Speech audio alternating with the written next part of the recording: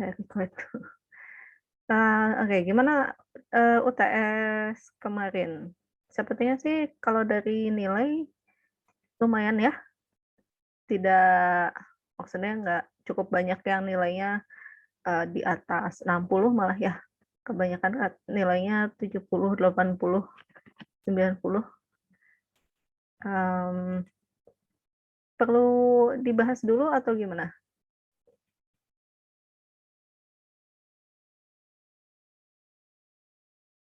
Perlu dibahas ini suaranya cukup jelas?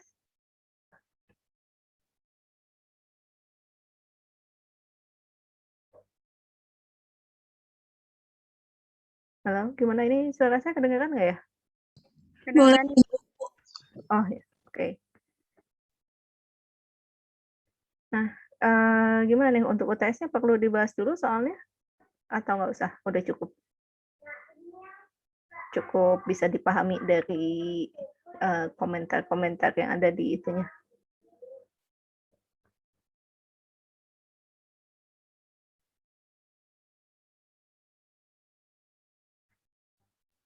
Kalau dari saya cukup, Ibu.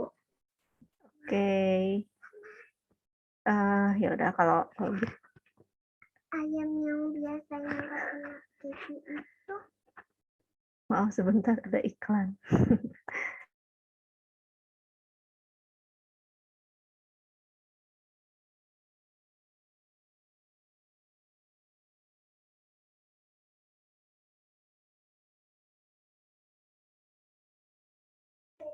Oke, ya kalau dari coretan saya, hasil koreksi saya dari jawaban UTS-nya, kalau yang tidak dikomentari sama sekali berarti itu sudah oke gitu ya, nilainya udah 100%.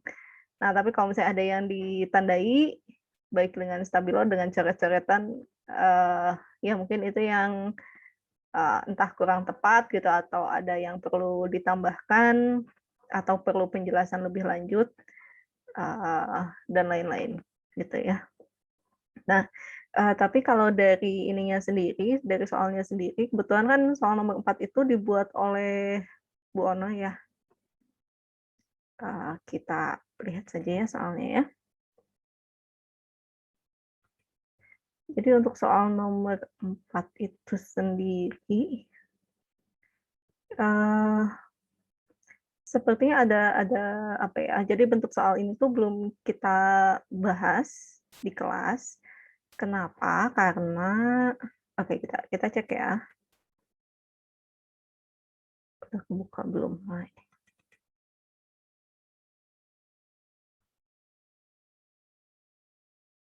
oke, ada yang memperhatikan nggak, ini mana yang yang diketahuinya itu apa aja?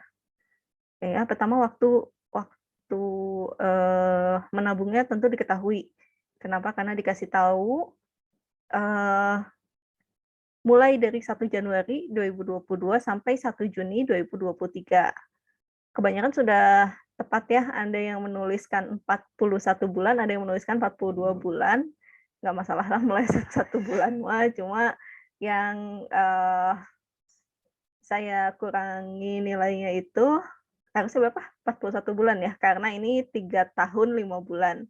Nah, cuma ada yang salah masukinnya, ada yang jadi 4 tahun 5 bulan, ada yang jadi 4,5 tahun, ada yang jadi 2,5 tahun, ada yang cuma setengah tahun, itu tentu jadinya sangat tidak tepat gitu ya. Sangat perhatikan, tanggalnya. Nah, terus, eee, ini yang diketahui juga adalah biayanya 13.500.000. Kira-kira ini P0-nya atau PT-nya? Nah, di sini harus hati-hati. Kenapa? Karena, yang saya lihat itu kebanyakan kan menuliskan 13.500.000 itu sebagai P0-nya, sebagai modalnya, ya. Nah, padahal seharusnya ini tuh justru banyaknya uang yang, ingin ingin dihasilkan gitu, segini. Jadi ini justru merupakan, PT-nya, gitu ya, 13.500.000 itu ini PT-nya. Nah, yang jadi masalah adalah, eee, berapa menabung per bulannya, ya. apakah ini cukup langsung dibagi dengan, banyaknya bulan misalnya ya? Ternyata enggak, kenapa? Karena tiap bulannya kan ada bunga. Nah, terus harus gimana? Oke, berarti kalau misalnya, tabungan per bulannya adalah X, berarti, setelah bulan pertama kan didapat X ditambah dengan, bunga dikalikan dengan X-nya. Nah, pas bulan kedua, nanti yang akan didapat adalah, 2X ditambah bunga kali X, nanti ditambah bunga lagi kali 2X-nya gitu ya. Nah, ini tuh jadi memang agak agak, lebih rumit itu dibandingkan dengan perhitungan yang sudah kita bahas di kelas, gitu ya.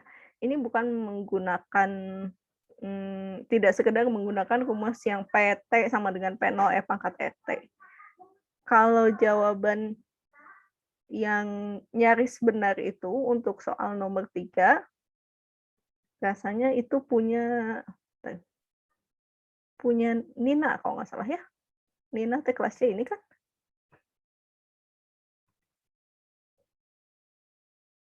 Mama, Ya, Nina Nina Kurnia Rahayu tuh yang jawabannya, sudah baik ya. Hanya saja tidak memberikan penjelasan muncul, rumus itu dari mana. Coba dielaborasi sedikit, eee, oh dan satu lagi kalau nggak salah ngitung ininya ya, waktunya Nina itu. Harusnya sekitar 3,5 tahun tapi dijadiin ditulis 4,5, rasanya seperti itu. Eee, ya, kalau ada yang penasaran gimana ngitungnya, silahkan lihat jawabannya Nina, ya. Oke, kurang lebih seperti itu, tapi jadinya, bagi yang tidak salah menghitung tahunnya gitu ya, tidak salah menghitung waktunya saya anggap benar saja, 25, kalau ada yang salah hitung tahun, saya kurangi gitu. Ya, oke, seperti itu. Eee, ya karena kalau misalnya dianggap hanya Nina yang benar kayaknya itu dua dua kelas salah semua ya, hanya satu orang jadinya yang bisa betul. Oke, sepertinya ini tidak, eee, belum kita bahas gitu ya, perhitungan seperti ini. Ya, kurang lebih itu untuk, UTS, untuk oh ya, dan tolong perwakilan kelasnya memverifikasi BAP untuk pertemuan UTS, mmm, hampir semuanya ikut ya, ada siapa yang biasa tidak hadir? Mufti ya? Saya lupa namanya, ya, dan juga yang MBKM. Tapi kalau MBKM kan selalu dianggap hadir gitu. Oke, mmm, untuk minggu ini kita masuk ke materi ya, ada yang mau ditanyakan nggak terkait UTS?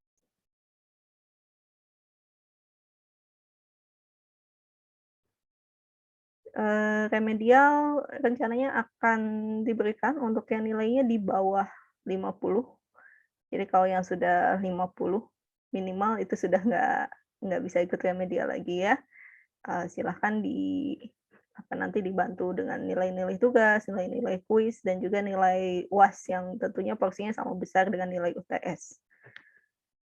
Kemudian apa ya, mekanisme remedialnya mungkin saya akan, buat soal yang kurang lebih mirip seperti ini, tidak akan terlalu sama tapinya, nanti saya berikan link Google Form-nya, cuma waktunya, mmm, mungkin akhir minggu. Ya, akhir minggu ini ya, supaya sekalian tapi kelas B nggak ada sih. Ya nanti, saya buat dulu soalnya kalau udah jadi, saya infokan, gitu, bagi yang untuk mau remedial.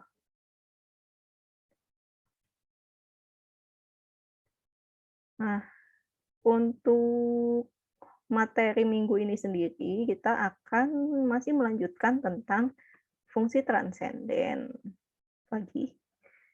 Fungsi transenden yang mana sekarang? Yang sudah kita bahas itu kan fungsi transendennya apa aja ya?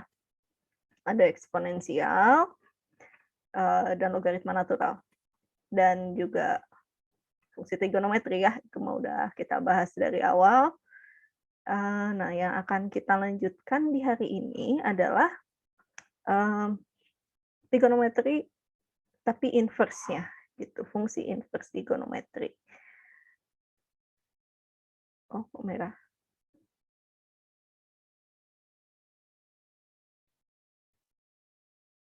Nah, fungsi inverse trigonometri.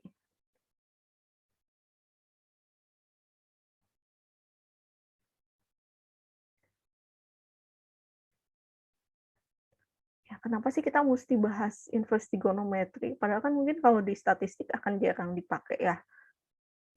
Nah, tapi ternyata dengan adanya fungsi inverse trigonometri ini, kita dapat menyelesaikan, integral dari fungsi yang mengandung bentuk-bentuk tertentu, yaitu bentuk kuadrat. Misalnya ada yang bentuknya akar dari X kuadrat min A kuadrat, atau akar dari X kuadrat. Bentar, saya lupa, terbalik kayaknya. A kuadrat min X kuadrat, ada juga bentuk A kuadrat plus X kuadrat. Nah, jadi yang mengandung bentuk-bentuk seperti ini. Ini dapat diselesaikan pengintegralannya dengan menggunakan, inverse trigonometri. Nah, contohnya seperti apa? Contohnya, kalau misalnya kita punya kayak gini, X dibagi gedean kali ya, X dibagi dengan, X kuadrat plus 4. Nah, kalau ini masih bisa kita selesaikan pakai, aturan pangkat yang diperumum, yaitu dengan cara memisalkan, misalkan apa, memisalkan U-nya sama dengan, X kuadrat plus 4, terus nanti kita akan dapatkan DU-nya adalah 2X dx, atau setengah DU sama dengan X dx, gitu ya. Jadi kalau ini sih masih ada diferensialnya itu masih ada temennya kalau kita pilih U-nya sebagai X kuadrat plus 4. Betul ya? Ini nanti jadinya setengah 1/U DU gitu, atau ini sama dengan setengah hasilnya ln mutlak U plus C. Gitu ya. Substitusikan kembali, ini jadi setengah ln mutlak X kuadrat plus 4 plus C. Nah, tapi akan jadi bermasalah kalau kita nemu fungsinya tuh gini, 1 dibagi X kuadrat ditambah 4 dx. Ya. Kenapa bermasalah? Karena kalaupun kita misalkan U-nya sama dengan X kuadrat plus 4, DU-nya kan sama ya, harus 2X dx. Loh, padahal di sini nggak ada X-nya nih. Di atasnya tuh nggak ada X. Ya, jadi ini nggak bisa kita, misalkan U-nya adalah X kuadrat plus 4. Terus gimana dong? Apa yang harus kita lakukan? Apa yang harus kita pilih, sebagai U-nya? Apakah jadinya nggak bisa diselesaikan? Oh, ternyata bisa, cuma ya itu tadi harus kita manfaatkan fungsi inverse trigonometri. Ya. Nah, yang akan kita bahas hari ini. Nah, apa sih fungsi inverse trigonometri? Ya, jelas ini balikan ya. Yang namanya inverse trigonometri ya balikan dari trigonometri. Nah, ini kita lihat saja bahwa kalau misalnya kita punya, kita lihat ini ada grafik fungsi sinus.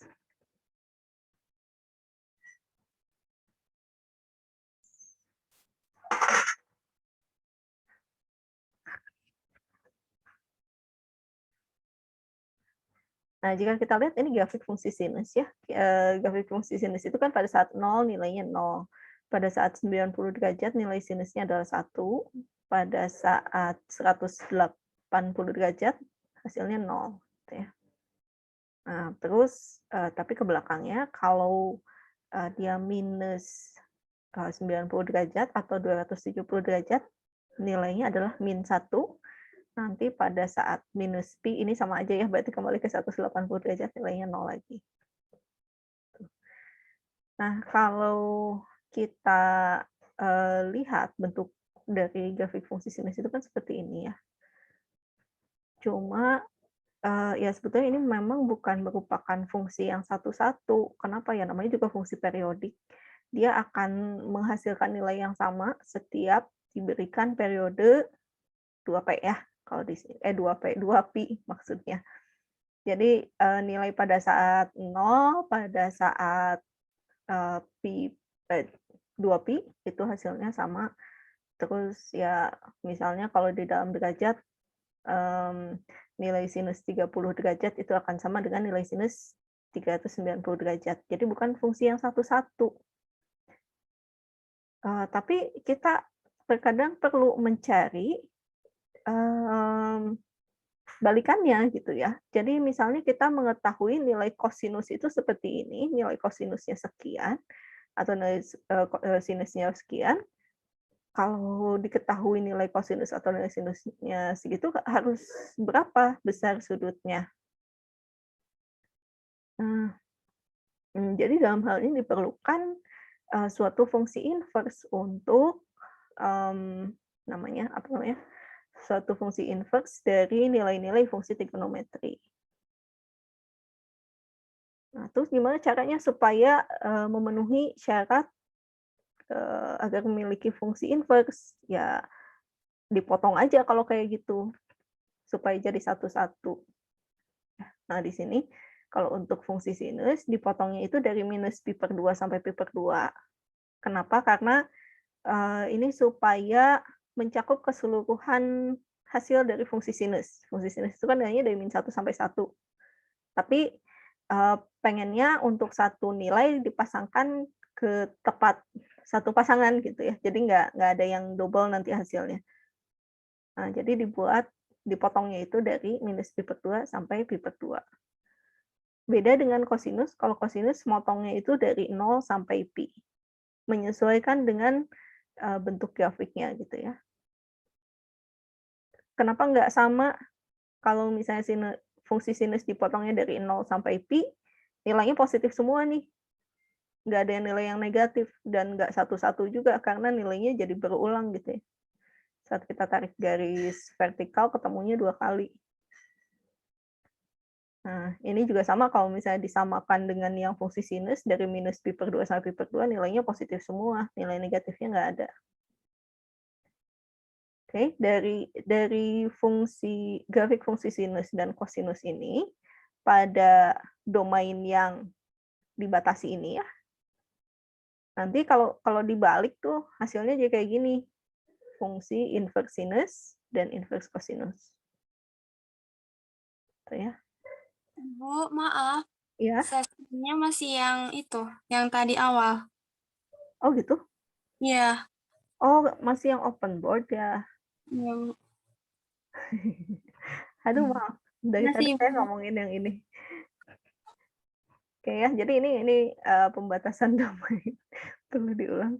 Eee, ya kurang lebih seperti ini ya, jadi ini fungsi sinus, dipotong pada nilai minus pi per 2 sampai pi per 2, kemudian, fungsi kosinus dipotong dari 0 sampai pi. Kenapa? Karena, eee, dipilih bagian yang hasil nilainya itu mulai dari yang negatif sampai yang positif. Seperti ini, fungsi sinus, dimulainya dari minus pi per 2 supaya nilai sinusnya negatif, sampai dengan pi per 2 karena 0 sampai pi per 2 kan nilainya positif. Kalau mau motongnya dari 0 sampai pi, ini nilainya kan positif semua ya, ada di atas sumbu X.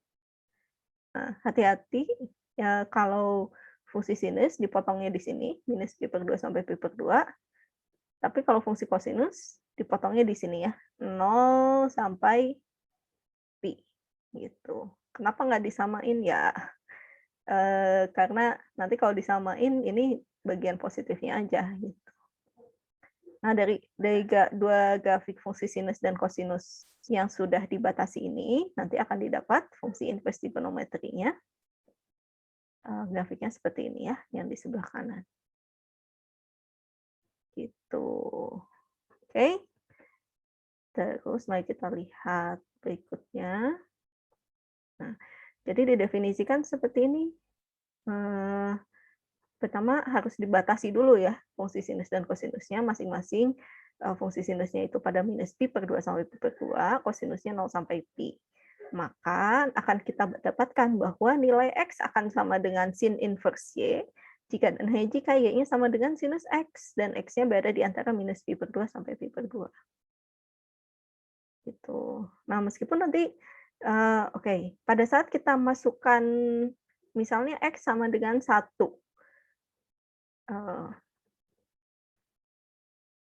ya. Kalau misalnya X sama dengan bukan X ya, misalnya Y-nya sama dengan 1 gitu ya. Kalau gitu X-nya berapa? Kalau Y-nya 1, berarti kan sebetulnya nilai dari X-nya itu bisa banyak ya kalau nggak kita batasi. Ya. Sinus apa yang menghasilkan 1? Sinus pi per 2, sinus tambah 2 pi, 5 pi per 2, tambah lagi 2 pi. 9, bentar. Benar ya? 9 pi per 2, dan seterusnya gitu. Tapi di sini karena dibatasi X-nya berada di antara minus pi per 2 sampai pi per 2, ya diambil yang pi per 2 saja. Begitu juga untuk yang inverse kosinus, ini dibatasi nilai X-nya berada di antara 0 sampai pi. Nah, penulisannya ada yang ditulis dengan tanda pangkat min 1, ada juga yang ditulis dengan arcus gitu ya. Arc itu apa? Arc itu busur.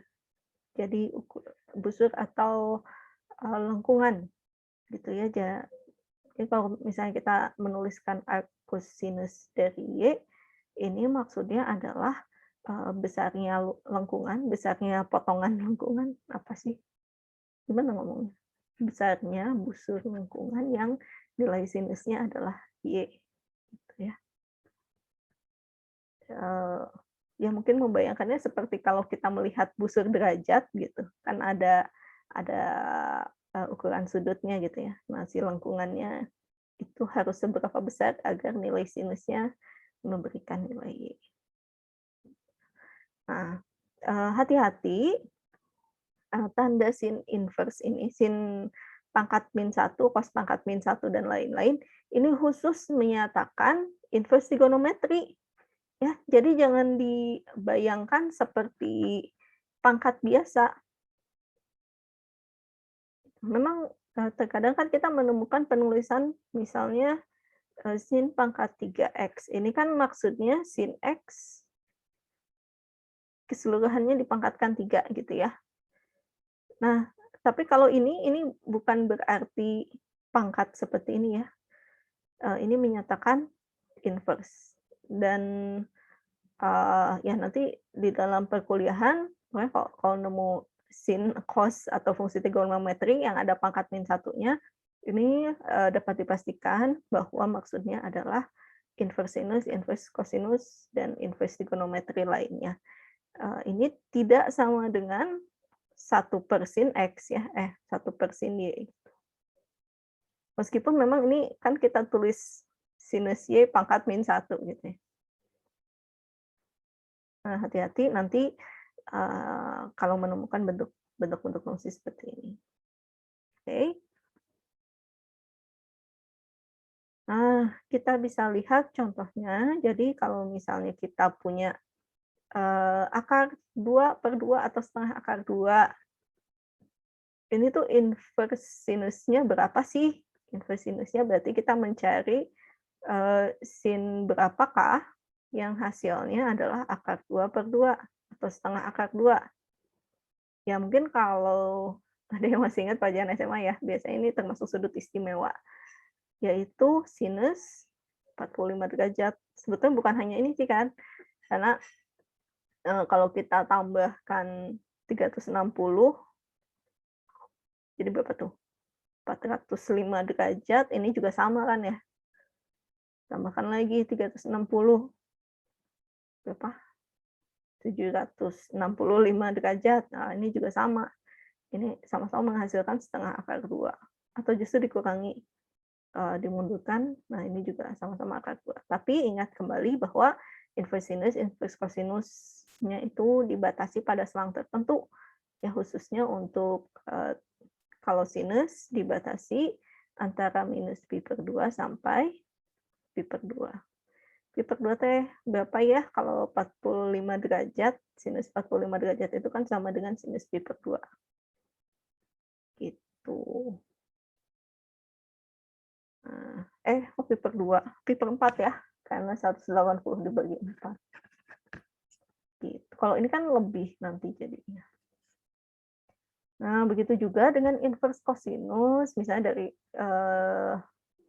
berapakah besar sudut yang menghasilkan kosinusnya itu min setengah. Oh, ternyata ini 2 pi per 3.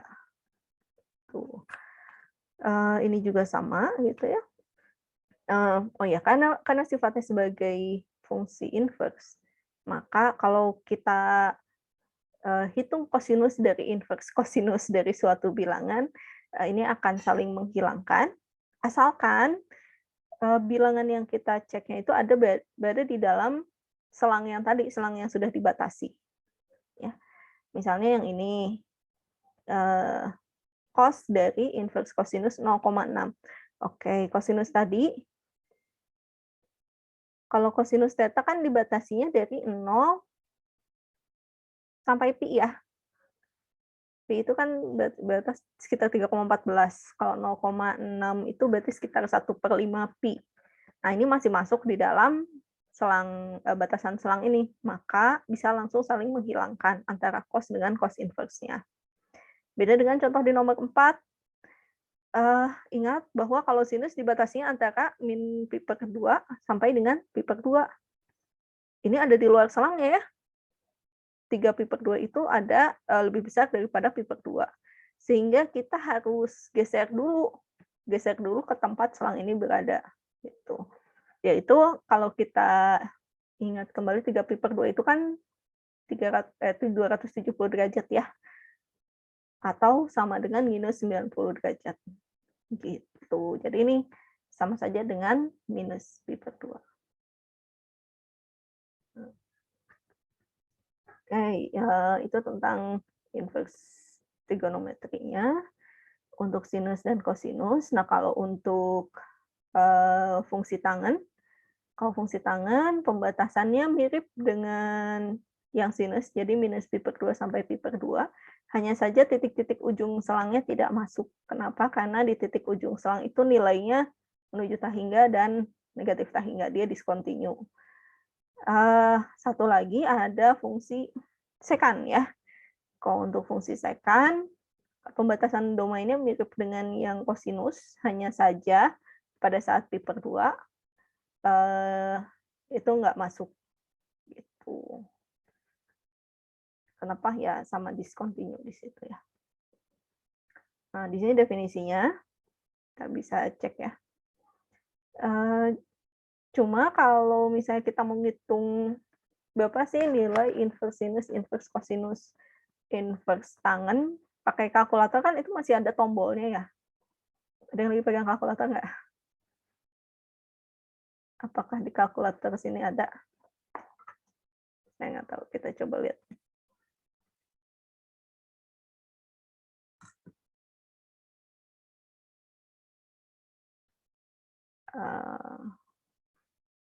Trigonometri.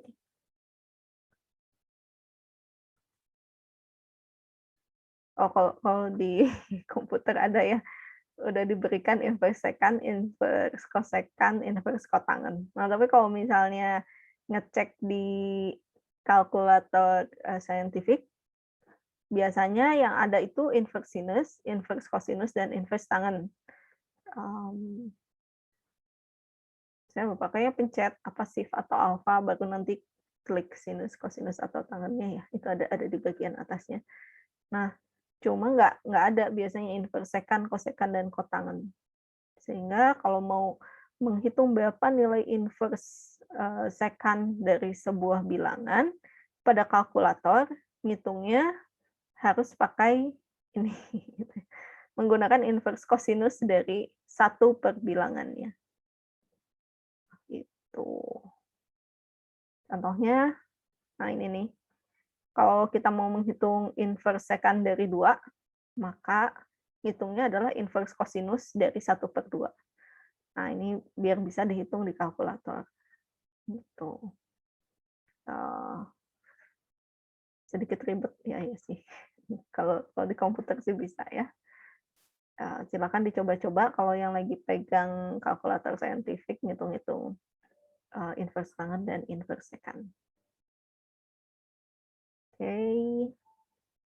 Nah, tapi bukan hanya itu sih ya yang sebetulnya kita akan ingin manfaatkan. Nah, yang akan digunakan di dalam pengintegralan adalah adanya identitas dari inverse trigonometry. Munculnya dari mana? Munculnya dari identitas trigonometri kalau kita punya sin kuadrat X ditambah cos kuadrat X itu kan sama dengan 1 ya. Kalau gitu kita bisa menuliskan bahwa sinus X-nya sama dengan akar dari 1 min cos kuadrat. Oke? Nah, kalau si theta-nya ini ditulis sebagai cos inverse dari X, maka akan didapat bahwa sin dari inverse cos X adalah akar dari 1 min X kuadrat. Dengan cara serupa gitu. Nah, kalau hubungan secant dengan tangen itu tangen kuadrat X, tangen kuadrat theta ya, sama salah. Ditambah 1 ini sama dengan secant kuadrat theta. Gitu. Hubungannya sedikit berbeda antara sin cos dan tangen secant. Sebetulnya ada satu lagi sih yang kotangen dan kosekant bentuknya seperti ini juga. Tangen kuadrat theta ditambah 1 ini sama dengan kosekant kuadrat. Kokos lagi ya. Gimana nulis kosekant? CSC ya. CSC kuadrat theta. Nah, ini kalau di otak-atik dengan inverse trigonometrinya nanti akan menghasilkan 3 bentuk ini. Ya. Nah, kemudian apakah sudah langsung dipakai? Ini enggak juga. Karena kan yang kita perlukan yang hubungannya dengan turunan dan integral.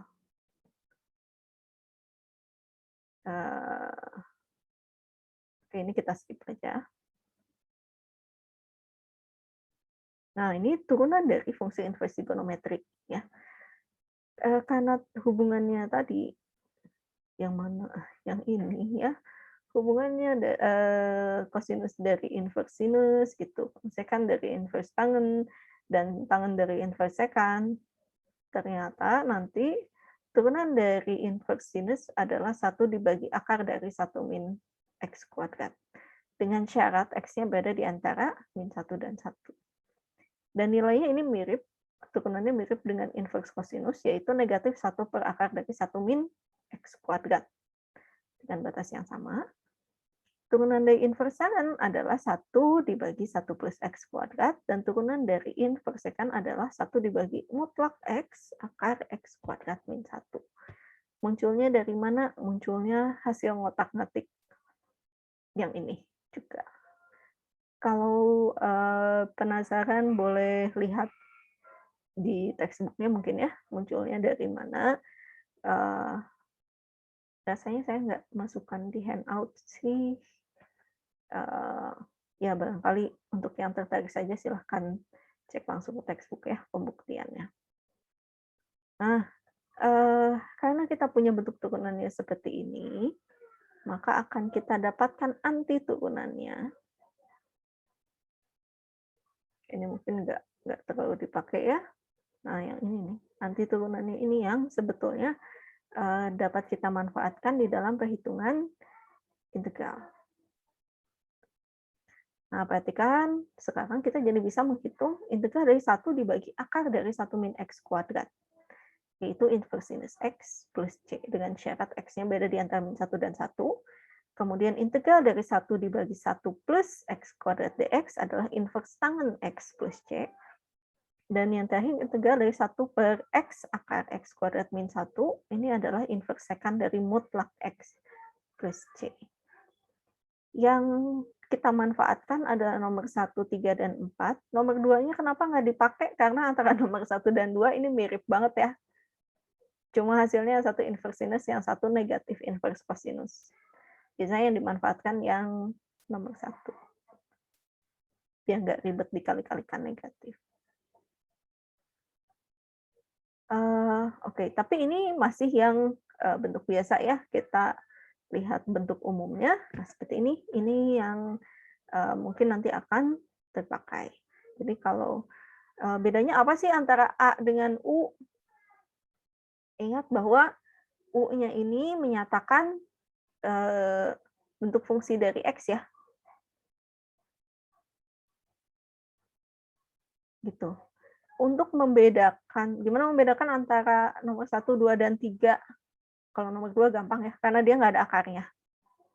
Dan perhatikan bahwa di sini pangkatnya harus genap. Gitu.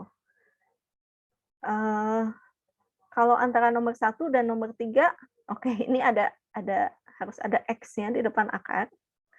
Kalau yang ini enggak. Nah, terus yang ini, lambang dari X-nya, depannya ini harus positif. Kalau ini depan dari X-nya harus negatif. Nah, perhatikan tanda ini ya, supaya membedakan. Kalau ini kan positif, ini negatif. Itu. Ini bentuk-bentuk umumnya. Jangan khawatir harus dihafalin di ujian, karena saya tidak mengujikan secara khusus tentang inverse trigonometri. Nanti ini sebagai bagian dari teknik substitusi pada integral, gitu ya. Nah, oke, kita lihat contoh nomor 1. Integral dari 1 dibagi X akar 9 X kuadrat min 25.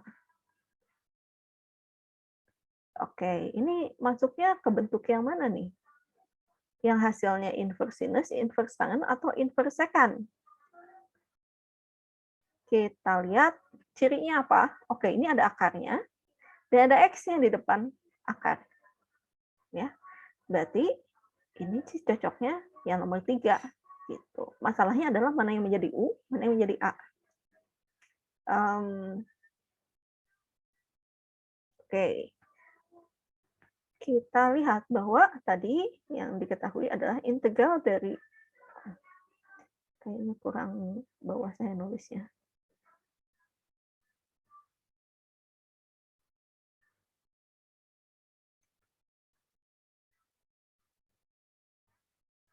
Oke, tadi integral dari 1 per U akar U kuadrat min A kuadrat DU akan sama dengan inverse secant dari mutlak apa? 1 per A yang ketinggalan. Mutlak U per A, ini 1 per A plus C. Di sini kita tinggal samakan saja bentuknya yang seperti apa. Kita lihat nih, oh ya, yang kita pilih, mana yang kita pilih sebagai U, apakah yang depannya atau yang di dalam akarnya. Di sini yang menjadi patokan adalah yang ada di dalam akarnya ya. Ini sebagai U, dan yang ini sebagai A. Ingat tanda negatifnya jangan diambil. Oke?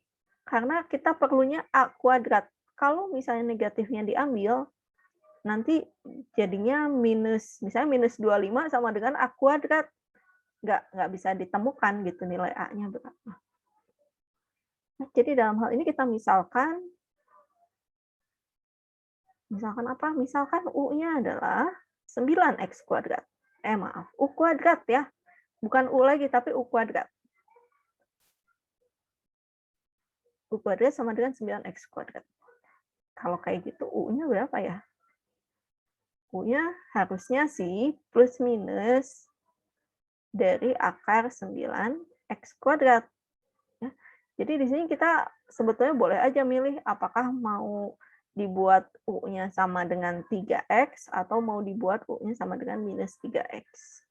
Gitu ya. Tapi kan kita lebih suka memandang sisi positifnya dalam hidup. Jadi biasanya yang dipakai itu yang ini aja. Yang negatifnya sih nggak kita pakai. Gitu. Nah, jadi kalau misalnya U-nya adalah 3X, ingat kita perlu apa? Perlu DU. DU-nya apa ya kalau gitu? DU-nya 3 DX. Ada 3-nya nggak? Nggak ada ya. Berarti 1/3 DU sama dengan DX. Oke, sekarang kita gantikan bentuk ini jadi seperti apa. Saya gantikan warnanya lagi. Ya, jadi nilai integral ini akan sama dengan 1 dibagi, X-nya buat apa dong? Oh iya, Pak saya.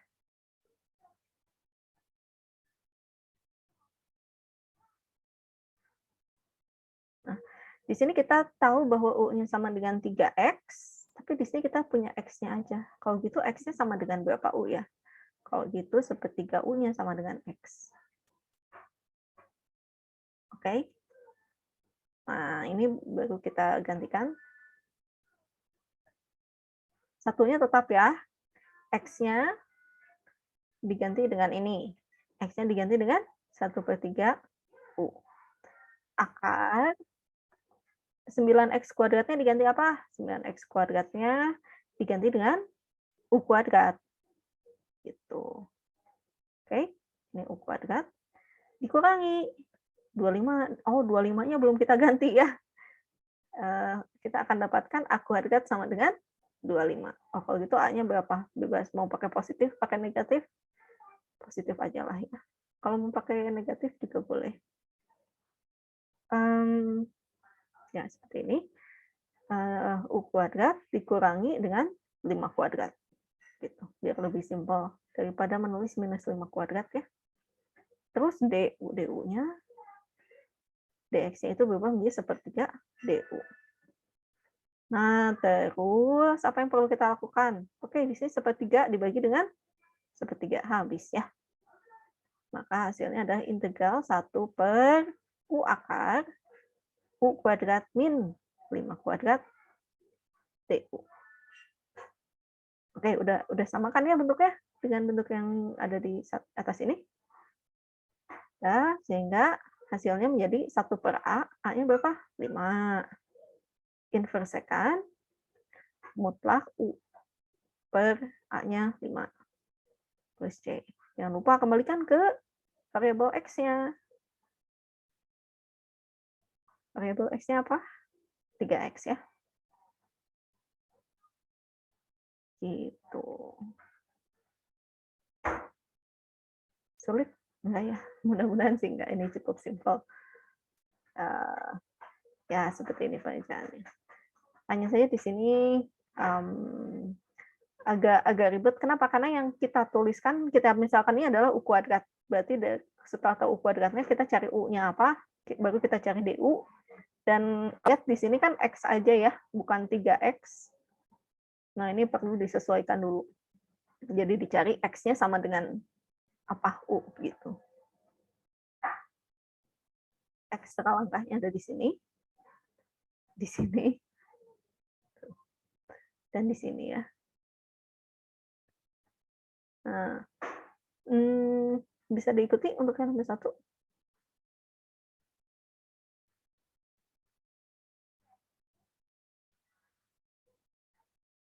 Oke, salah ya, nggak ada yang komentar. Nah, untuk selanjutnya kita coba, kayaknya saya harus gunakan tempat lain untuk yang nomor 2.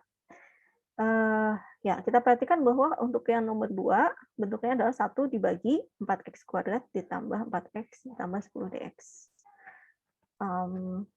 Oke, supaya nggak bingung, ini saya tuliskan dulu di open board-nya ya.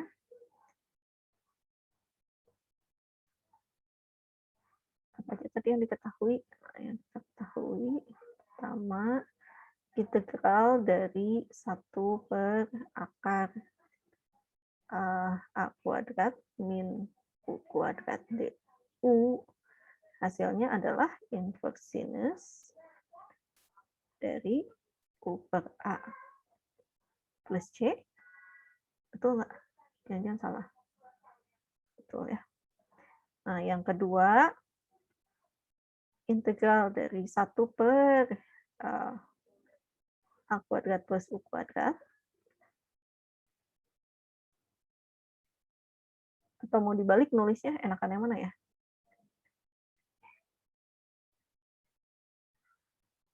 hasilnya ini jadi inverse tangan ya. Dari U per A plus C, ada pembagiannya di depan? Ada ya, 1 per A. Dan yang ketiga, integral dari 1 per U akar. U kuadrat min A kuadrat DU. Ini adalah 1 per A inverse secant dari mutlak U per A plus C. Ingat yang ada mutlaknya itu untuk yang secant aja ya, untuk yang lain mah kurung biasa. Nah, kita mau mencoba yang mana tadi, contoh soal nomor 2 ya. Berapakah integral dari 1 per 4x kuadrat plus 4x plus 10?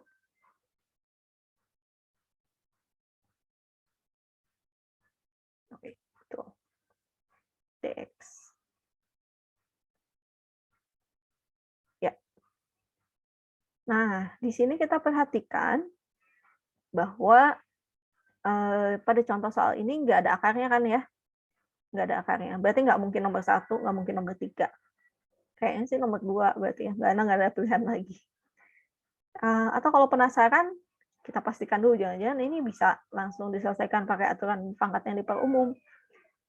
Gitu. Gimana kalau kita pilih U-nya adalah 4x kuadrat plus 4x plus 10. DU-nya kalau gitu berapa? Oh, ini mah 8x ditambah 4. Gitu. Dx. Oh, gimana? Nggak ada temennya ya? Nggak ada x-nya ini di bagian atas.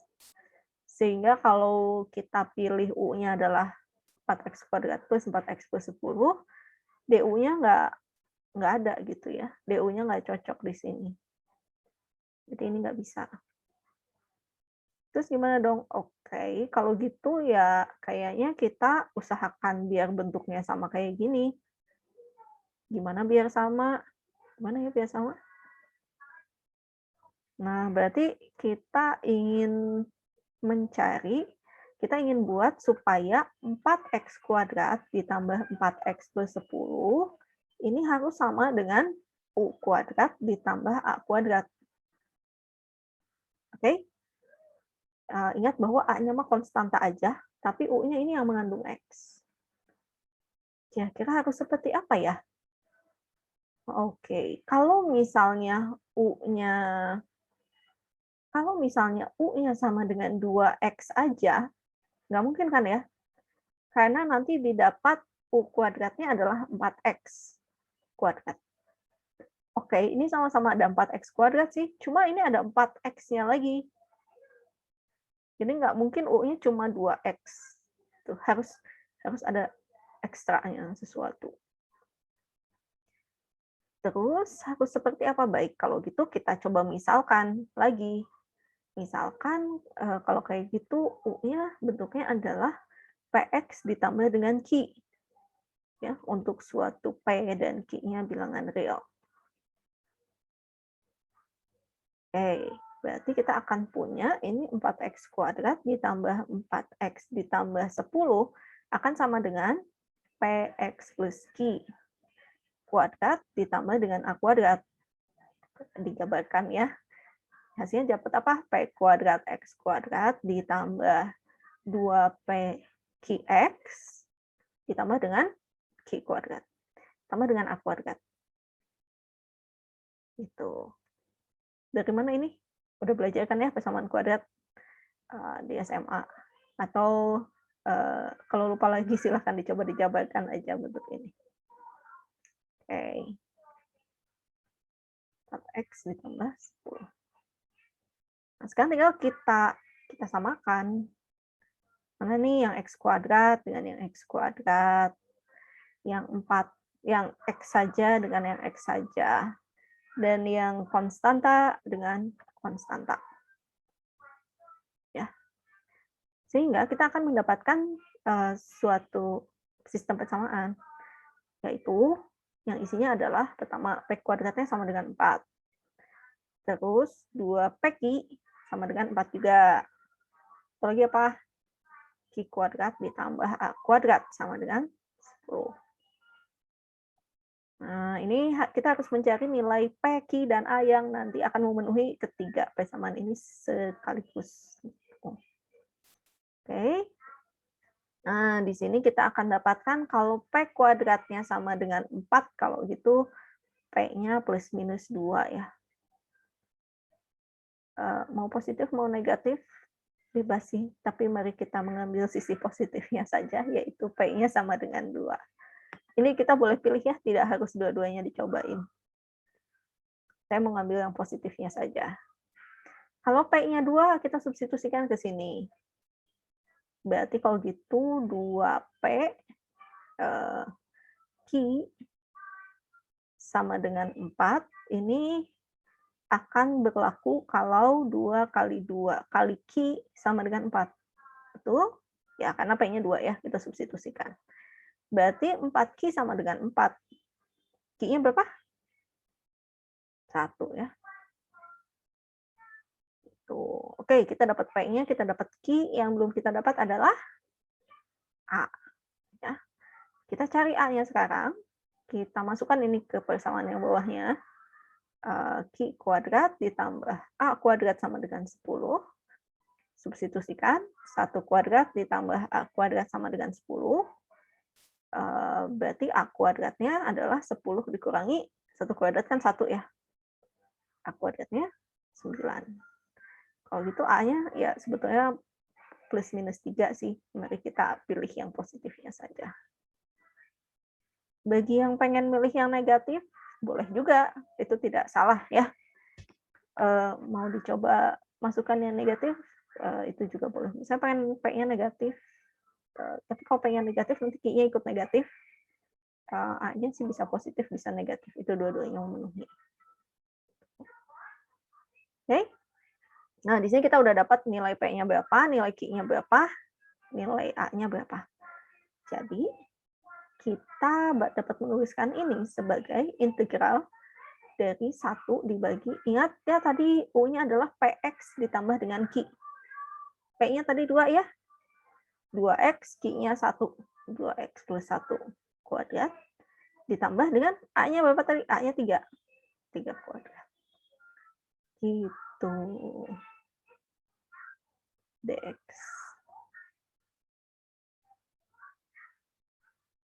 Nah, ini namanya melengkapkan kuadrat. Ya, teknik yang dilakukan di sini namanya melengkapkan kuadrat. Jadi kita mengotak-atik, kita cari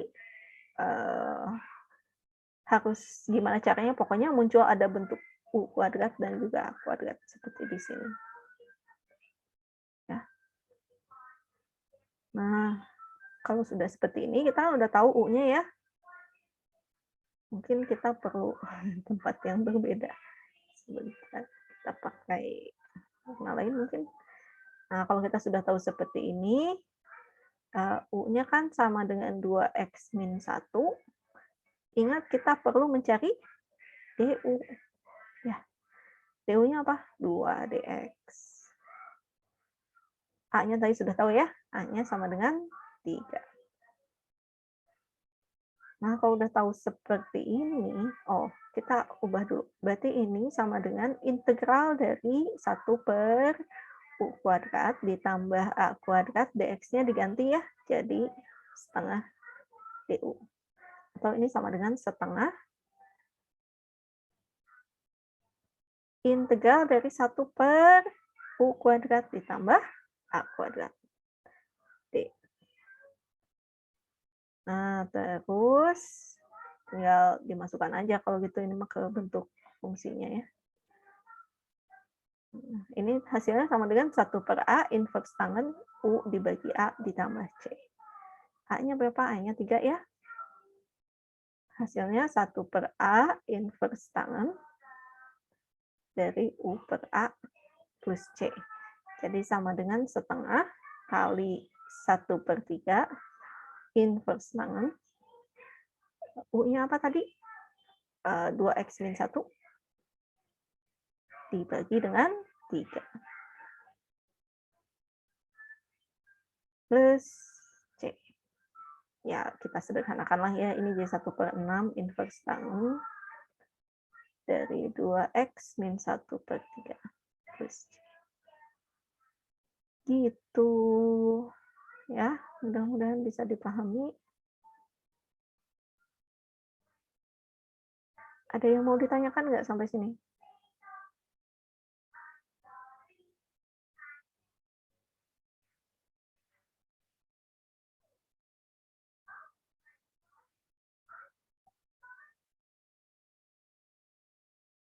Baik, kalau tidak ada,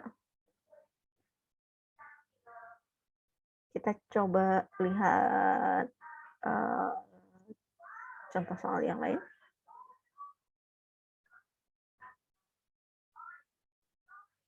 Nah, kalau ini kan sangat terbatas ya, jadi bentuknya tuh harus kayak gini banget. Integral 1 per akar dari A kuadrat min U kuadrat, integral dari 1 per A kuadrat ditambah U kuadrat, integral dari 1 per U akar U kuadrat min A kuadrat. Secara lebih umum, kita dapat menyelesaikan integral yang mengandung bentuk-bentuk akar ini, ya, akar A kuadrat min X kuadrat, akar A kuadrat plus X kuadrat, atau akar dari X kuadrat min A kuadrat, dengan cara mensubstitusikan bentuk-bentuk X-nya dengan suatu fungsi trigonometri. Tuh. Ya. Memang agak, kayaknya kok ngapain ya kita mesti ngubah-ngubah bentuk fungsi polinom gitu, hanya saja mengandung akar pakai fungsi trigonometri, kayak menjadi lebih ribet gitu. Tapi justru dengan cara seperti ini pengintegralannya dapat diselesaikan. Gitu ya. Nah, di sini bentuk substitusinya juga berbeda-beda tergantung pada bentuk soal yang kita temukan. Kalau bentuknya A kuadrat min X kuadrat, yang disubstitusikannya X-nya sama dengan A sin T. Nanti fungsinya akan berubah menjadi A cosinus T. Nah, tapi kalau bentuknya A kuadrat plus X kuadrat, substitusinya A tan T. Nanti fungsinya akan berubah menjadi A secant T. Satu lagi, kalau bentuknya X kuadrat min A kuadrat, bedakan ya, ini mah X-nya yang negatif depan X kuadratnya. Kalau ini depan X kuadratnya positif. Gitu. Nah, kalau seperti ini yang disubstitusikannya adalah A secant T pada X-nya. Nanti dia bagian dalam, fungsi ini nanti akan berubah menjadi plus minus, bisa positif, bisa negatif, boleh milih yang mana aja, A tan T. Kalau udah diselesaikan pengintegralannya, nah nanti harus dikembalikan ke variabel semula. Substitusi baliknya itu nanti akan mengandung bentuk bentuk fungsi trigonometri dari inverse fungsi trigonometri seperti ini. Gitu. Bingung nggak? Kayaknya memusingkan ya. Mari kita coba lihat contohnya. Nah, di sini kita punya contoh. Jadi ini tuh integral dari 4 min X kuadrat dibagi dengan X kuadrat. Ya. Apakah bisa diselesaikan pakai cara yang biasa? Ini kalau kita coba otak-atik juga ya. Jadi gimana? Integral dari kalau misalnya kita pilih U-nya sama dengan 4 min X kuadrat, DU-nya jadi apa? DU-nya jadi min 2X dx ya? Nggak bisa. Kenapa? Karena ini X-nya juga malahan sebagai pembagi ya, bukan pengali di atas. Jadi ini kalau langsung kita pakai seperti ini nggak memungkinkan. Gitu. Nah terus, oke, kalau gitu gimana kalau dimasukkan aja sekaligus ke dalam akarnya? Oh, nanti hasilnya jadi 4 min X pangkat 2 dibagi dengan X pangkat 4 dx. Hasilnya jadi apa? Integral dari akar 4 per X pangkat 4 dikurangi 1 per X kuadrat dx. Makanya tidak terlalu membantu juga gitu ya. Terus gimana kita mau pilih misalnya U-nya sama dengan 4 per X pangkat 4 min 1 per X kuadrat, DU-nya kayak apa? Malah menjadi lebih ribet gitu ya. Tetap nggak ada temennya nih di bagian luar akarnya. Gitu. Jadi ini juga tidak dapat kita pakai ya, menggunakan aturan pangkat yang diperumum. Nah, kalau begitu, kita akan coba menggunakan substitusi dengan fungsi trigonometri. Perhatikan dulu bentuknya ini ikut yang mana nih? Oke, kita lihat ini bentuknya 4 dikurangi X kuadrat. Yang mana yang cocok? Ini enggak ya, karena ini tandanya harus positif dua-duanya. Kalau yang tadi di soal, yang negatif, yang konstantanya atau X-nya? X-nya ya. Di sini perhatikan tanda negatif terletak pada X-nya. Sehingga nggak mungkin yang nomor 3. Kenapa? Karena ini tanda X-nya positif. Negatifnya ada di bagian konstantanya. Nah, sehingga kita akan memanfaatkan bentuk yang ada di nomor 1. Apa yang kita substitusi? A sinus T. Oke. Nah, hati-hati. Ini jangan lupa bahwa A kuadrat yang sama dengan 4, bukan A-nya ya. Sehingga A-nya adalah 2. Gitu. Jadi ini pastikan diakarkan dulu sebelum kita menuliskan X sama dengan A dari sinus T. Karena kita udah dapat A-nya sama dengan 2, berarti X-nya kan sama dengan 2 sinus T. Ini ada syarat batasan untuk T-nya. Turunannya apa? Turunan dari 2 sinus T, ya 2 cos T. Sehingga diferensialnya dx-nya menjadi 2 cos T dt. Terus, kalau gitu akar dari 4 min X kuadratnya apa dong? Nah, akar dari 4X kuadratnya jadi apa? Kenapa bisa jadi 2 cos T ya? Ada yang ngerti nggak?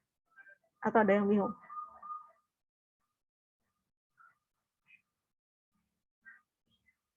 Sebentar, kayaknya saya tutup dulu deh pintunya.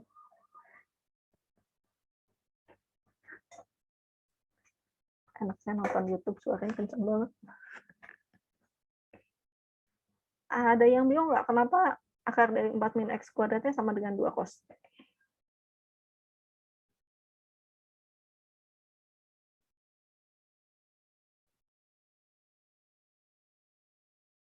Perlu dijelaskan atau enggak?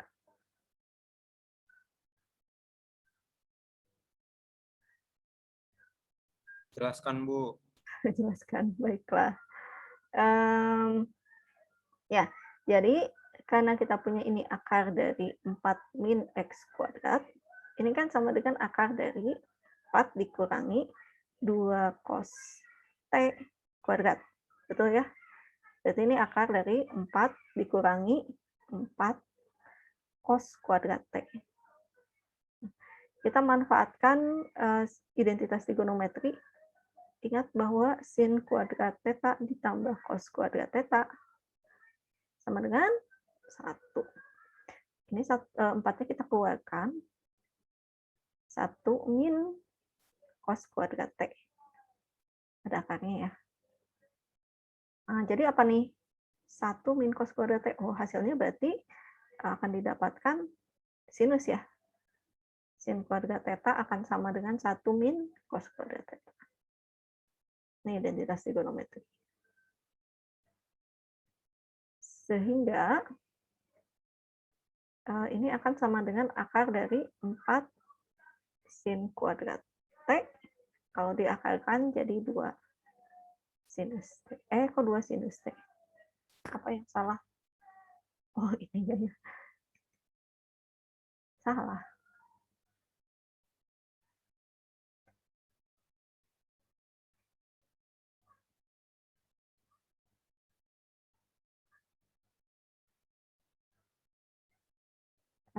Bukan sinnya yang kita mau, tapi yang cosnya.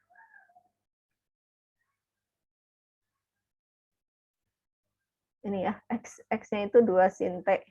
Nah, jadi yang lihat atasnya aja. 2 sinus T, jadi ini 4 sinus kuadrat T. Kalau seperti ini, berarti 1 min sin kuadrat theta sama dengan cos kuadrat theta. Ini masih tetap sinus. Ini cos, jadi 2 cos T. Manfaatkan identitas trigonometri. Nah, terus, oke ya, ini penjelasannya. Jadi, sekarang kita gantikan. gitu. 4 min X kuadratnya diganti dengan 2 cos T. Terus X kuadratnya, tadi X-nya kan 2 sin T, jadi X kuadratnya menjadi 2 sin kuadrat T. Kok 2? 4 sin kuadrat T, karena 2 kuadrat kalikan dengan sin kuadrat T. Terus dx-nya diubah menjadi 2 cos T dt. Gitu. Apa yang akan kita dapatkan? Ini hasilnya menjadi 2 cos kuadrat T dibagi 4 sin 2 kali 2 cos kuadrat T atau 4 cos kuadrat T dibagi dengan 4 sin kuadrat T, hasilnya 4-nya kan habis ya dibagi. Tuh, cos per sin itu kotangan, hasilnya menjadi kotangan T dt. Nah, ini mesti cek tabel integral ya. Sebetulnya akan kita bahas minggu depan sih tentang tabel integral. Kalau penasaran boleh juga diotak-atik. Nah, ini tuh hasil dari kotangan kuadrat T, hasilnya menjadi kosekan kuadrat T dikurangi dengan, ini mah bukan diganti ya, tapi ini hubungan antara, saya tulis di mana? Sini aja deh.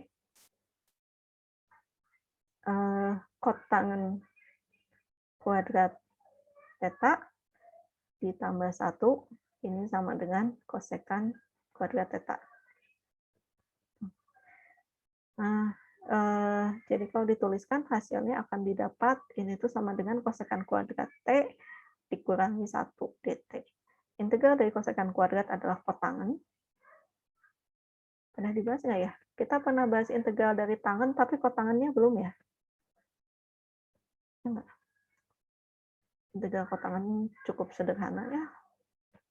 Integral dari kotangan T dt, ini adalah integral dari cos T per sin T. dt, ini kalau kita pilih U-nya adalah sinus T.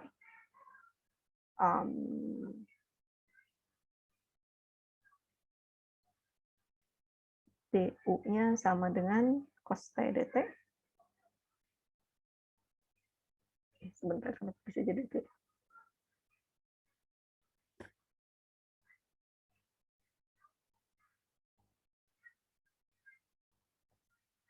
Bukan yang ini ya, kalau ini mah nanti hasilnya menjadi ln mutlak dari sin T dt. Sin T plus C. Ya, nanti saya cari tahu dulu ya. Saya cek lagi langkah-langkah untuk mendapatkan dari kosekan kuadrat itu hasilnya kotangan. Oh, karena turunan dari, harusnya nyarinya bukan ini ya, tapi turunan dari kotangan T, ini berarti kan turunan dari cos T per sin T. Saya terbalik nggak?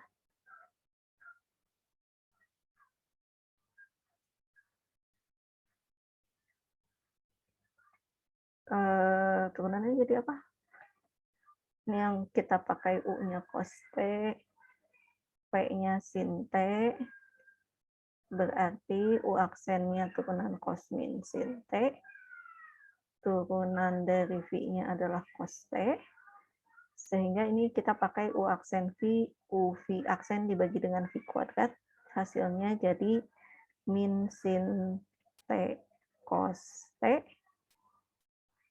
salah. Min sin T dikurangi dengan cos T dibagi dengan V kuadratnya sin kuadrat T. Atau ini minus sin kuadrat T minus cos kuadrat T dibagi sin kuadrat T, hasilnya jadi apa? Min dari sin kuadrat T plus cos kuadrat T dibagi sin kuadrat T, atasnya jadi 1 ya, min 1 per sin kuadrat T. Atau, kecoret. Atau minus, terbalik nggak? Betul ya, 1/sinus itu kan sekan kuadrat ya. Tuh, jadi integral dari sekan kuadrat T ini adalah minus kotangen T plus C. Seperti itu. Ya. Ini penjelasannya. Ya, jadi dari kosekan, kok kosekan ya? Tadi kok dapetnya sekan. Bentar. Apa yang salah?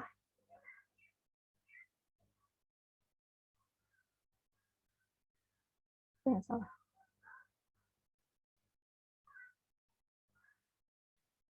Bentar. Betul ya bawahnya? Oh. 1/sin itu kosekan ya? Kosekan apa sekan sih? Saya jadi terbalik-balik. Kosekan ya?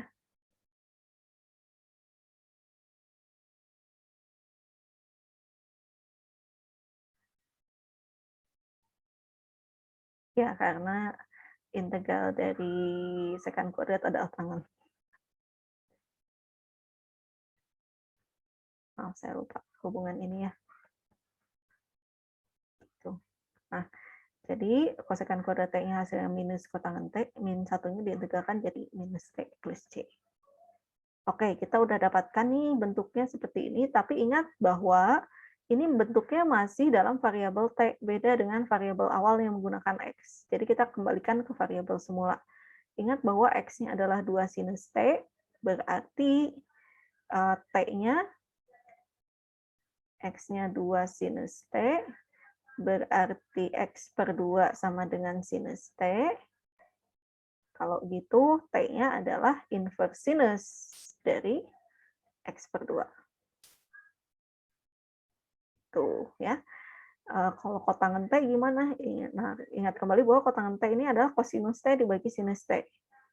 T-nya apa? T-nya yang ini kan? Inverse sinus dari X/2, berarti hasilnya menjadi kosinus dari inverse sinus X/2, bawahnya sinus dari inverse sinus dari X/2. Oke, ini mah saling menghilangkan. Nah, yang ini, kita lihat kembali hubungan ini. Nah, hasilnya jadi akar dari 1 min X kuadrat. Tapi hati-hati, karena yang ini mah bukan X kuadrat, melainkan X/2. Gitu. Terus gimana? Ya, kalau mau aman, ini kita anggap sebagai U gitu. Ya. Ini apa? Kosinus dari inverse sinus. Oh, yang ini ya.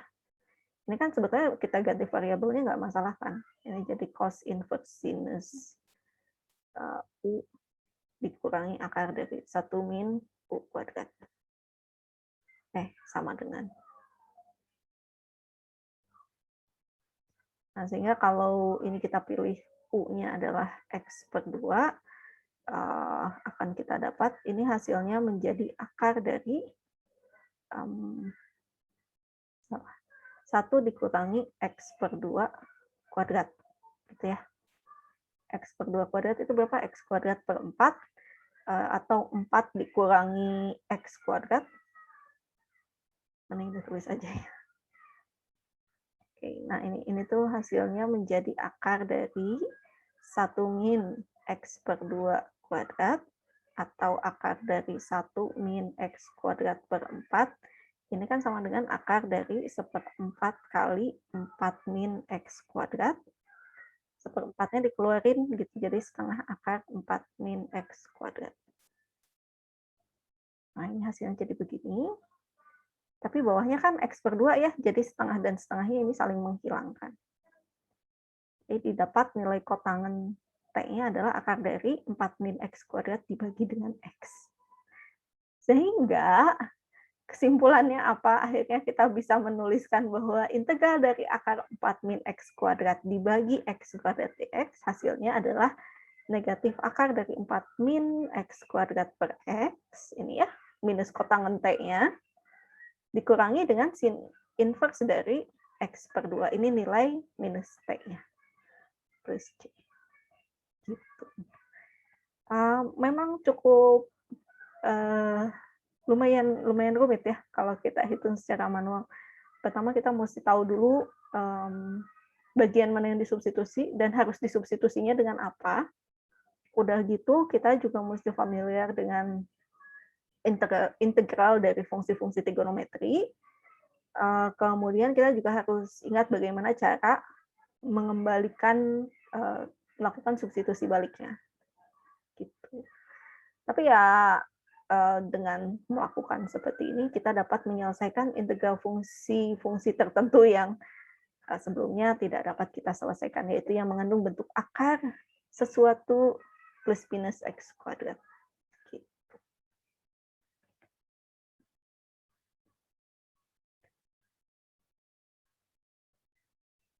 Ya.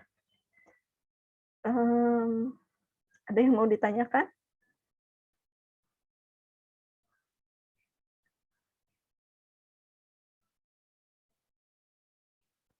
Sudah cukup pusing. Oke ya, barangkali nanti bisa dibaca kembali, dipelajari kembali ya. Kalau perlu, memang langkah-langkahnya ini dicoba kerjakan sendiri karena ya tulisan saya cukup berantakan di sini. Nah, kita lihat, oh sudah habis. Ini latihan, soal latihan. Nah mungkin tebak-tebakan dulu kali ya. Ini kita pakai cara yang mana? 1 dibagi akar 12 min 9x kuadrat. Oh, biar nggak jauh bolak-baliknya. Nah, ini kakek yang mana nih?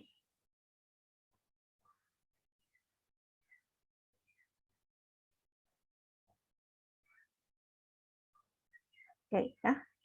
Kita perhatikan untuk nomor 1. Ini ada 1 dibagi akar ya. Gitu, 12 min 9x kuadrat. Perhatikan bahwa di depan akarnya nggak ada x-nya. Sehingga kemudian tanda dari x kuadratnya itu negatif. Maka kita akan memanfaatkan bentuk yang pertama ini. Tuh ya, kita akan gantikan menjadi bentuk ini. Jadi apa? Integral 1 per akar dari a kuadrat min u kuadrat. Memang a-nya ini tidak selalu bentuknya bilangan bulat. Gitu. Kadang bentuknya memang ya apa namanya? Irasional gitu ya, bentuk akar bilangan di dalam akar. Dalam hal ini kan kita nggak bisa mencari berapa nilai A yang hasil akarnya adalah 12, nggak ada kan ya. Paling juga hasilnya ya udah nanti A-nya itu akar 12. U-nya sih cukup cantik gitu hasilnya jadi 3x, cuma A-nya ini akar 12. Dan nggak masalah sih nanti. Yang penting kita bisa menuliskannya dalam bentuk A kuadrat min U kuadrat. Untuk yang nomor 2, oke, di sini nggak ada tanda akarnya ya. Berarti kemungkinan ini ngambilnya bentuk yang jadi tangan itu, 1 integral dari 1 per x kuadrat plus a kuadrat. Nanti seperti tadi kita harus melengkapkan, oh bukan x ya, u kuadrat. Nah, kita harus melengkapkan bentuk kuadratnya, kita cari tahu supaya nanti u-nya itu dalam bentuk px plus q, kemudian dikuadratkan keseluruhannya, dan nanti plus 13-nya ini muncul dari penjumlahan antara q kuadrat dan a kuadrat. Gitu ya, seperti yang tadi sudah ada di contoh. Saya baru nyadar nomor 1 dan 3 soalnya sama ya. Ya, gimana dong? Gantiin dulu supaya beda. Oke, gitu.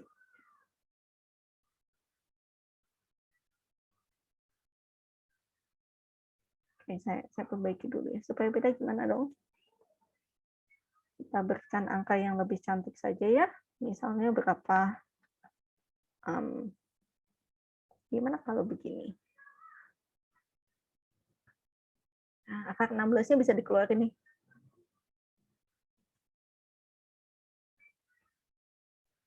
Ya, sehingga ini nanti hasilnya ya pakai yang bentuk pertama tadi. dibuat integral dari 1 per akar A kuadrat min U kuadrat. Hasilnya yang inverse tangen. Yang ini jelas ini bentuknya nanti yang inverse secant. Kita buat ini menjadi 1 per U akar U kuadrat min A kuadrat. Saya lupa namain DU-nya ya.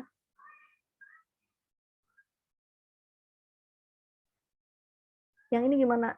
Nah, yang ini berbeda dengan bentuk 1, 2, 3 yang tadi, tapi kita perhatikan bahwa ini mengandung bentuk 1 min X kuadrat. Jadi, kita substitusi ini menjadi X sama dengan A sinus T. Gitu. Nah, ini gunakan substitusi X sama dengan 1 sinus T atau X sama dengan sinus T.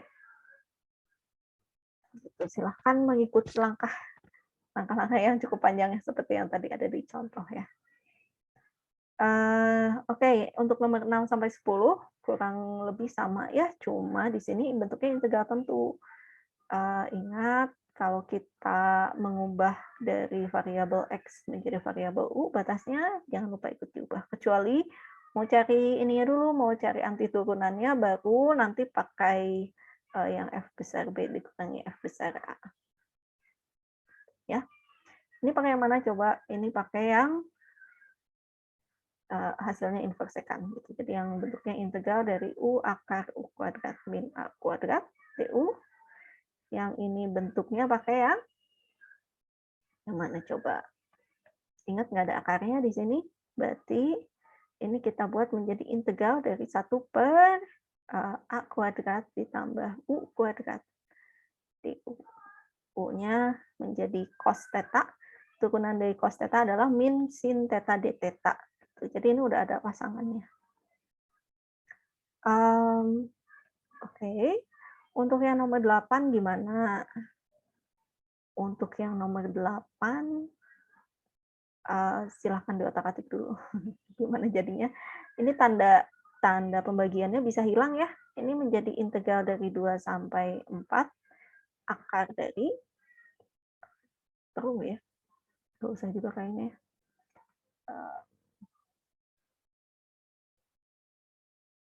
Mana penghapus? Penghapus.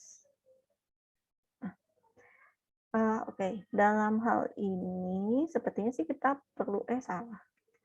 Dalam hal ini, kita sepertinya perlu memisalkan, kita perlu mensubstitusi, ingat di sini bisa bentuk Y kuadrat min 2. Gitu. Dibagi dengan, ini akarnya. Dibagi dengan akar Y. Gitu. Nah, jadi kita bisa mensubstitusikan mana yang bentuknya Y kuadrat min 2. Substitusikannya ini, A sama dengan secant T. Substitusi Y sama dengan A secant T. A-nya jelek ya angkanya, akar 2 secant T. Dibuat Y-nya sama dengan X kuadrat. Kemudian untuk nomor 9 pakai yang mana? Perlu nggak kita pakai pemisalan yang ribet-ribet kayak tadi? Kayaknya enggak ya, dengan memilih U-nya sama dengan 12 min 9 X kuadrat, nanti akan kita dapatkan bahwa DU-nya adalah min 18X dx. Oke, atau min 1 per 18 DU sama dengan X dx. Ya, kalau ini bisa pakai aturan pangkat yang diperumum. Tuh, untuk nomor terakhir gimana? Nomor terakhir ini mirip, nomor 10 ini mirip dengan nomor 7 ya. Jadi dibuat menjadi integral 1 per A kuadrat ditambah U kuadrat DU. Ya, silakan dicoba oleh masing-masing soal-soal yang sudah ada pada soal latihan di slide ini ya. Ini sudah diberikan petunjuk cara untuk menghitungnya. Ada pertanyaan sampai sini?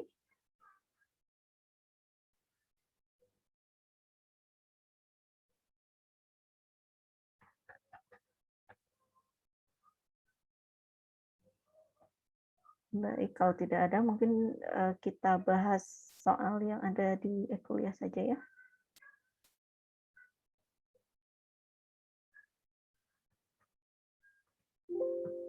Oke, dikit dulu supaya nanti bisa dikirimkan. Oke. Saya perlu mencari tempat kosong di sini kali ya. Nah, sekarang kita akan bahas contoh tugas. Tugas keberapa? Tugas 7 ya. Soalnya apa ya? Saya belum butuh kalkulatornya.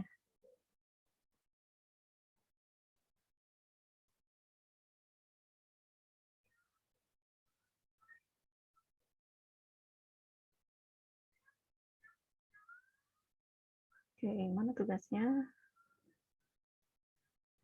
Ya, jadi kita punya soalnya adalah integral dari n plus 2.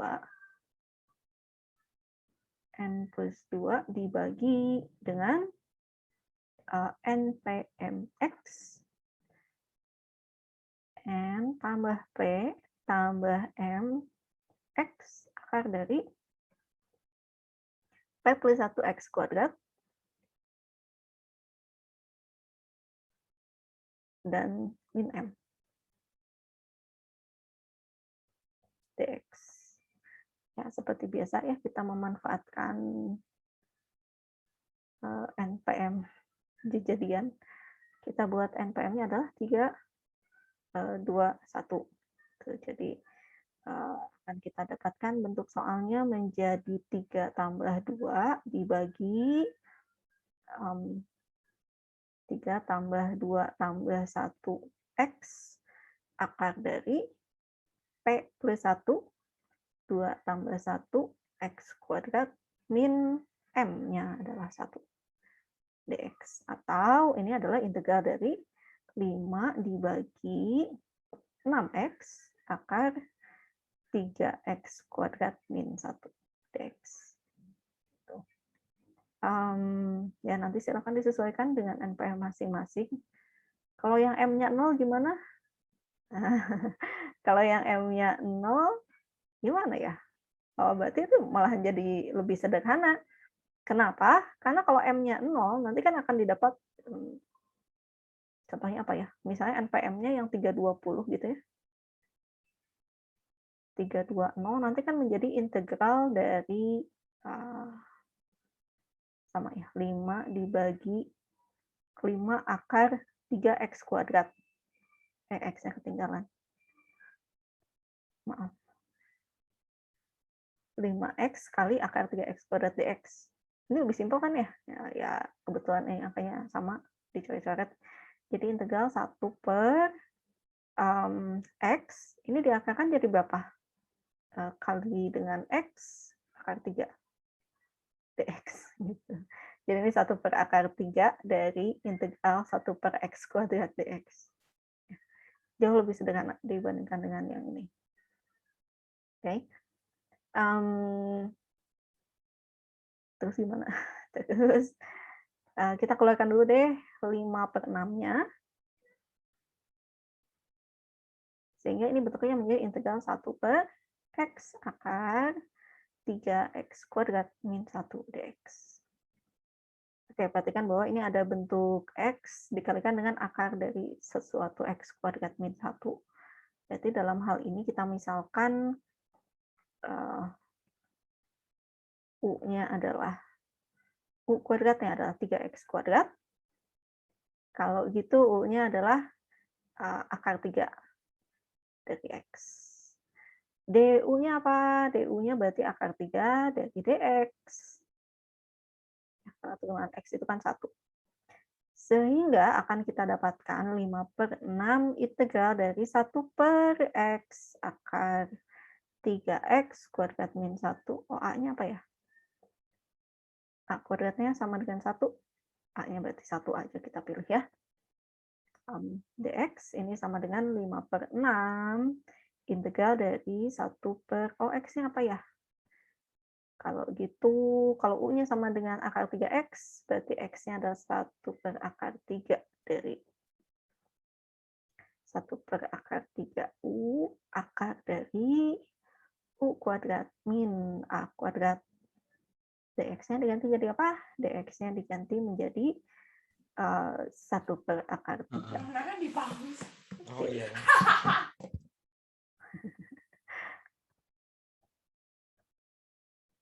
Ada yang bocor ya. Oke, terus 1 per akar 3 dibagi dengan 1 per akar 3 habis ya.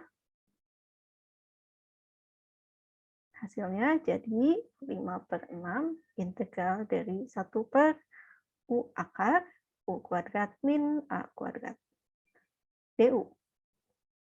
Nah, ini bisa langsung kita tuliskan sebagai 5/6 1 per A sekan kuadrat kosekan kuadrat inverse sekan dari mutlak U per A plus C. Tinggal kita substitusikan kembali.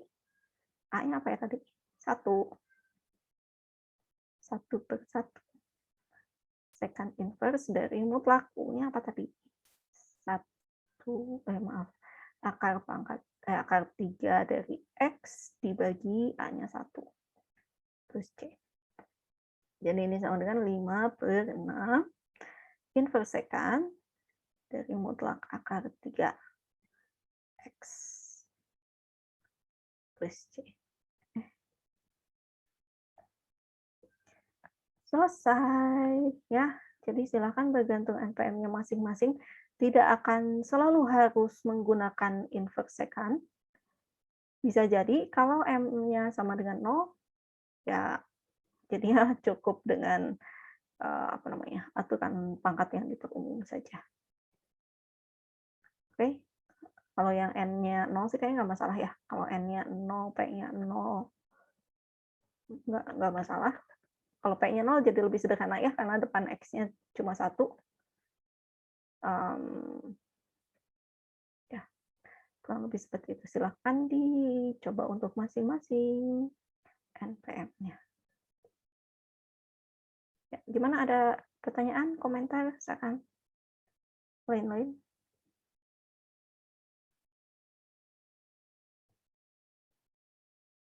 Bisa dicoba kerjakan ini?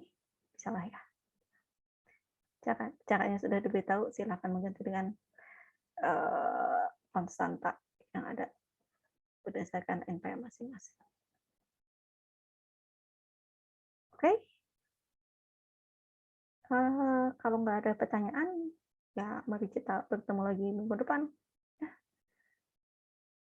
Kita cukupkan saja pembahasan tentang inverse trigonometri di hari ini. Minggu depan kita mau lanjutkan ke teknik substitusi. Jadi sebetulnya teknik substitusi sudah kita gunakan ya. Substitusi itu adalah mengganti suatu variabel dengan variabel lain. Kita menggantikan satu bagian dari fungsi yang akan kita integralkan dengan variabel U gitu biasanya. Ini sudah kita lakukan, mulai dari aturan pangkat yang diperumum sampai yang ada di sini juga gitu. Nah, cuma nanti itu kita akan lihat bentuk apa lagi yang bisa disubstitusi. Kemudian kita akan cek ada yang namanya tabel integral. Apa itu tabel integral? Tabel integral itu ya sebuah tabel yang isinya berbagai macam bentuk integral fungsi yang sudah diketahui. Masalahnya adalah bagaimana kita memilih bentuk fungsi yang kita punya ini cocoknya masuk ke yang mana. Tuh, karena banyak banget bentuk fungsi yang sudah diketahui integralnya. Ya, kita bahas lebih jauh minggu depan. Oke, kita akhiri saja ya. Sampai jumpa. Wassalamualaikum warahmatullahi wabarakatuh. Waalaikumsalam warahmatullahi wabarakatuh. Makasih banyak Bu. Terima kasih, Bu. Makasih, Bu. Sama-sama.